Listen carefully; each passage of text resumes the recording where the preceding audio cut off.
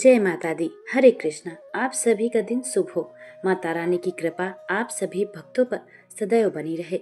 आज दिनांक है 19 मार्च, दिन है बुधवार। आज चैत्र मास के कृष्ण पक्ष की चतुर्दशी तिथि है। यह तिथि अत्यंत पुण्यदायी और भगवान शिव की आराधना के लिए विशेष मानी जाती है। आज ब्रह्म मुहूर्त प्रातः लगभग 4:58 से लेकर 5:46 तक रहेगा। ब्रह्म मुहूर्त को देवताओं का समय माना जाता है। इस समय उठकर भगवान का नाम लेने से मन पवित्र होता है और जीवन में सकारात्मक ऊर्जा आती है। आज सूर्योदय प्रातः लगभग 6:35 पर होगा और सूर्यास्त शाम लगभग 6:33 पर होगा। आज राहु काल दोपहर लगभग 12 बजे से लेकर 1:30 तक रहेगा। इस समय कोई भी शुभ कार्य आरंभ करना उचित नहीं माना जाता। अब आइए भक्तों, पहले सुनते हैं सीता माता की नित्यनेम की पावन कथा। माता सीता का एक नियम था जिसे नित्यनेम कहा जाता है।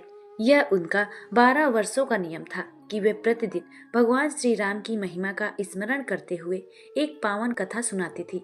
जो भी उस कथा को श्रद्धा से सुन लेता था, उसके जीवन में सुख समृद्धि आती थी और उसके घर में कभी अभाव नहीं रहता था।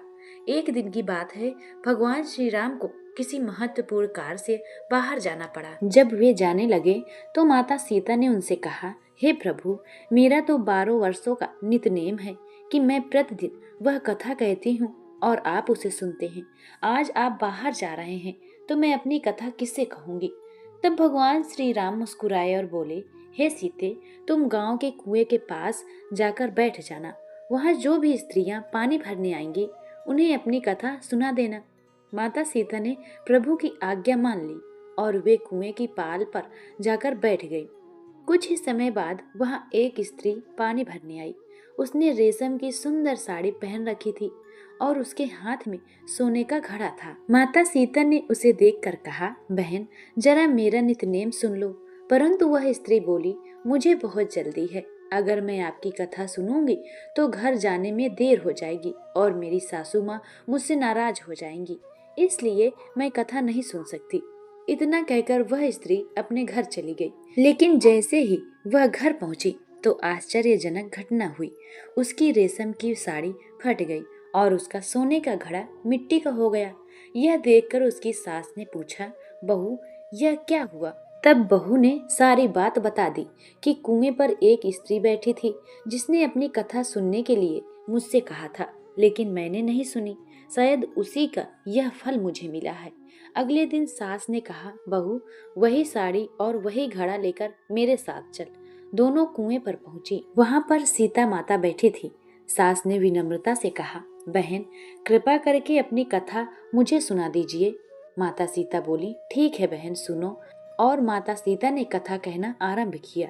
राम आए, लक्ष्मण आए, देश के पुजारी आए, नित नेम का नेम लाए, आओ राम बैठो राम, तपी रसोई जीमो राम, माखन मिश्री खाओ राम, दूध बतासा पियो राम, सूत के पलका मोटो राम, साल दुसाला ओढ़ो राम, जब बोलूं राम ही राम, राम संवारे सबके काम, खाली घर भंडार भरेंगे, सबका बेड़ा पार करेंगे, बोलो जय श्री राम, जय जय राम। कथा सुनने के बाद सास घर लौटी तो आश्चर्य हुआ कि उसकी फटी हुई साड़ी फिर से रेशम की बन गई और मिट्टी का घड़ा फिर से सोने का हो गया। सास ने बहू से कहा, देख बहू, तू दोष लगा कर आई थी और मैं दोष उतार कर आई हूँ। इसके बाद सास और बहू दोनों प्रतिदिन नहा धोकर पूजा करती और फिर माता सीता का नित्यनेम कहती। धीरे धीरे यह कथा पूरे मोहल्ले में फैल गई। जो भी इस कथा को श्रद्धा से सुनता, उसके घर में सुख समृद्धि आने लगी और उसकी मनोकामनाएं सारी पूर्ण होने लगी। हे सीता माता, जैसे आपने उन सब के भंडार भरे, वैसे ही हमारे भंडार भरना। कहानी कहने वाले, सुनने वाले और हुंकार भरने वाले सभी भक्तों के जीवन में सुख समृद्धि देना। सभी प्रेम से बोलिए, सीता मैया की जय। अब भक्तों सुनिए चैत्र मास महात्म्य कथा का अध्याय 15वां। व्यास जी कहते हैं कि जब महिषासुर का दूत स्वर्ग से लौट गया, तब देवराज इंद्र ने यमराज, पवन देव, कुबेर, वरुण और अन्य देवताओं को बुलवाया। सभी देवता जब सभा में एकत्र हुए, तब इंद्र ने गंभीर स्वर में कहा, हे देवगण, इस समय दैत्यों का राजा महिषासुर है। उसका पिता रंभ नाम का असुर था। और अनेक वरदान प्राप्त कर लेने के कारण वह अत्यंत अभिमानी हो गया है। उसे सैकड़ों प्रकार की मायाओं का ज्ञान है और अपने बल पर उसे बड़ा घमंड है। आज उसका दूत मेरे पास आया था। उस दूत ने कहा कि महिषासुर स्वर्ग को जीतना चाहता है और उसने संदेश दिया है कि तुम देवता स्वर्ग छोड़कर कहीं और चले जाओ। यदि ऐसा न कर सको तो महिषासुर की सेवा स्वीकार कर लो। वह तुम्हारा पालन पोषण करेगा और अपने सेवकों पर कभी क्रोध नहीं करता। यदि यह भी स्वीकार न हो तो युद्ध के लिए तैयार रहो, क्योंकि महिषासुर शीघ्र ही आक्रमण करने वाला है। इंद्र ने आगे कहा, देवताओं, वह दानव अत्यंत दुष्ट स्वभाव का है। उसके दूत की बातें सुनकर यह आवश्यक हो गया है कि हम विचार करें कि हमें क्या करना चाहिए। बलवान पुरुष को कभी भी अपने शत्रु को छोटा समझकर उसकी अपेक्षा नहीं करनी चाहिए।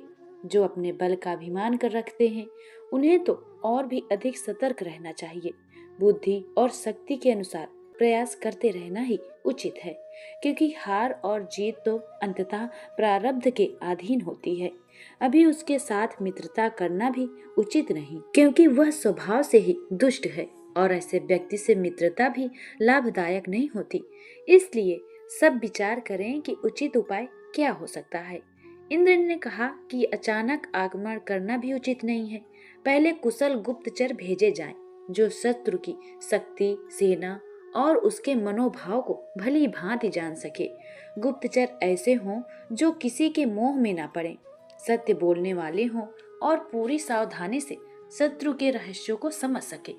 वे यह जानकर लौटे कि उसकी सेना कितनी है, उसमें कितने वीर योद्धा हैं और उसका सामर्थ्य क्या है। जब हमें उसके बल का पूरा ज्ञान हो जाएगा, तभी हम आक्रमण या अपनी शक्ति बढ़ाने का निर्णय करेंगे।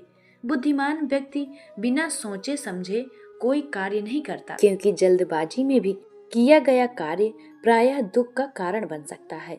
व्यास जी कहते हैं कि इस प्रकार देवताओं से विचार विमर्श करके इंद्र ने गुप्तचर को भेजा। वह शीघ्र ही महिषासुर की सेना का भेद जानकर वापस लौट आया और उसने बताया कि दानवों ने बड़ी विशाल सेना एकत्र कर ली है। यह समाचार सुनकर इंद्र चिंतित हो गए। तब उन्होंने देवताओं से कहा कि देवगुरु बृहस्पति को बुलाया जाए। बृहस्पति के आने पर इंद्र ने उनसे विनम्रता पूर्वक कहा, गुरुदेव, आप देवताओं के मार्गदर्शक हैं। इस कठिन समय में हमें क्या करना चाहिए? कृपा करके आप विस्तार में हमें बताइए। महिषासुर बहुत बड़ी सेना लेकर युद्ध की तैयारी कर रहा है। उसकी शक्ति बहुत अधिक और वह घमंड में चूर है। जैसे दानवों के लिए शुक्राचार्य हैं, वैसे ही हमारे लिए आप मार्गदर्शक हैं। कृपया ऐसा उपाय बताइए जिससे उसकी शक्ति कम हो जाए। बृहस्पति देव ने शांत स्वर में उत्तर दिया, देवराज, इस समय धैर्य रखना ही सबसे बड़ा उपाय है। संकट के समय घबराना नहीं चाहिए। हार जीत तो दैव के अधीन है। इसलिए बुद्धिमान मनुष्यों को अपने स्थान से विचलित नहीं होना चाहिए। मनुष्य को अपनी शक्ति के अनुसार प्रयास करते रहना चाहिए, पर परिणाम की चिंता नहीं करनी चाहिए। संसार में अनेक बार ऐसा भी देखा जाता है कि बलवान को कष्ट मिलते हैं और निर्बल सुख भोगता है। कभी मूर्ख व्यक्ति सुख भोगता है और बुद्धिमान व्यक्ति कठिनाई सहता है। इसलिए चिंता में डूबने की आवश्यकता नहीं है। धैर्य रखकर उचित परामर्श के साथ प्रयास करना ही सबसे उत्तम मार्ग है। देवगुरु की बात सुनकर इंद्र ने कहा, गुरुदेव, मैं युद्ध की तैयारी अवश्य करूंगा। बिना प्रयास के राज्य, यश और सुख प्राप्त नहीं होते। उद्यम करने से ही विजय मिलती है। पहले भी मैंने अपने प्रयास से अनेक दानवों को परास्त किया है और अब महिषासुर से भी मैं युद्ध करूंगा। मेरे पास आपका मार्गदर्शन और वज्र जैसे दिव्य आयुध का बल है। भगवान विष्णु और महादेव भी अवश्य सहायता करेंगे। आप कृपा करके रक्षा के लिए मंत्रों का जप करें। व्यास जी कहते हैं कि इंद्र की दृढ़ता देखकर बृहस्पति देव मुस्कुराए और बोले, देवराज, मैं तुम्हें युद्ध के लिए प्रेरित भी नहीं कर सकता और रोक भी नहीं सकता, क्योंकि युद्ध का परिणाम अनिश्चित होता है। फिर भी जो कुछ होना है वह होकर रहेगा। मनुष्य को केवल प्रयास करते रहना चाहिए। इसके बाद इंद्र ब्रह्मा जी के पास गए और उन्हें प्रणाम करके सारी स्थिति बताई। ब्रह्मा जी ने कहा, अब हम सब कैलाश चलें और भगवान शिव तथा भगवान विष्णु से परामर्श ले। सब देवताओं के साथ मिलकर उचित समय और योजना बनाकर युद्ध करना ही ठीक होगा। व्यास जी कहते हैं कि ब्रह्मा जी की बात मानकर इंद्र और अन्य देवता कैलाश पहुँचे और भगवान शिव की स्तुति की। भगवान शिव प्रसन्न हुए और सभी को लेकर विष्णु लोक गए। वहां भगवान विष्णु को प्रणाम करके देवताओं ने अपना उद्देश्य बताया। तब भगवान विष्णु ने कहा कि महिषासुर के साथ घोर युद्ध होगा और अंत में उस दानव का नाश होगा। यह निश्चित करके ब्रह्मा, विष्णु और शिव सहित सभी देवता अपने अपने वाहनों पर सवार होकर युद्ध के लिए चल पड़े। ब्रह्मा जी हंस पर, विष्णु जी गरुड़ पर, शिव नंदी पर, इंद्र ऐरावत हाथी पर और अन्य देवता भी अपने अपने वाहनों पर बैठ गए। जैसे ही देव सेना आगे बढ़ी, सामने महिषासुर की विशाल सेना दिखाई दी। दोनों ओर से शंखनाद हुआ और भयंकर युद्ध आरंभ हो गया। देवता और दानव तरह तरह के अस्त्र शस्त्र लेकर एक दूसरे पर प्रहार करने लगे। महिषासुर का सेनापति चिक्सुर हाथी पर बैठकर इंद्र पर वाणों की वर्षा करने लगा। इंद्र ने भी उसके वाणों को काट दिए और एक तीक्ष्ण वाण से उसे घायल कर दिया। वह मूर्छित होकर गिर पड़ा। यह देखकर दानव सेना में हलचल मच गई। महिषासुर क्रोधित हो उठा और उसने विडाल नामक दानव को युद्ध के लिए भेजा। वह हाथी पर सवार होकर इंद्र के सामने आया। दोनों के बीच भयंकर युद्ध हुआ। अंत में विडाल भी घायल होकर युद्ध भूमि से हट गया। देवताओं ने विजय की घोषणा की, परंतु महिषासुर का क्रोध और बढ़ गया। उसने ताम्र नामक दानव को भेजा। उसके आने पर पुनः भीषण युद्ध छिड़ गया। इसी प्रकार देवताओं और दानवों के बीच युद्ध चलता रहा और रणभूमि में अद्भुत पराक्रम दिखाई देने लगा।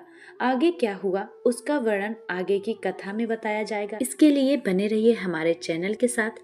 अगर भक्तों आप चैनल में पहली बार आए हैं तो वीडियो को लाइक करें, सब्सक्राइब करें और कमेंट में जय माता दी अवश्य लिखें। जय माँ दुर्गा।